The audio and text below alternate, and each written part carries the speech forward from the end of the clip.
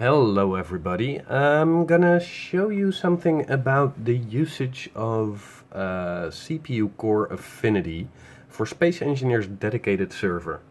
Right now I have the dedicated server on my right and I have a client on my left screen where you can see the sim speed of the server and the client. And as you can see right now, it's fluctuating a lot.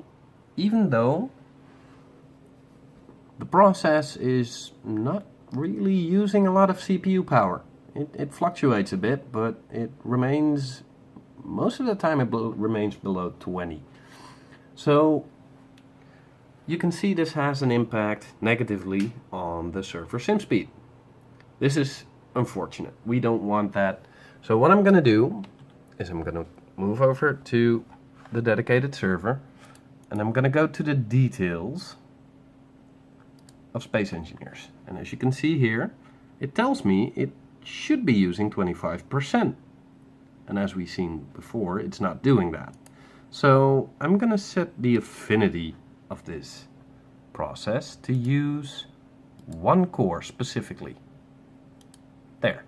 And it's still telling me it is using around 25% of the core. So, alright, let's see what happens on the process tab. And I'll be damned, it is actually using about 25%. So if I'm going to switch back to the client, you will see a very decent change. Alright, a save just popped up, so that impacts the game a lot. But as you can see now, it is running around a sim speed of 1. Reasonably stable.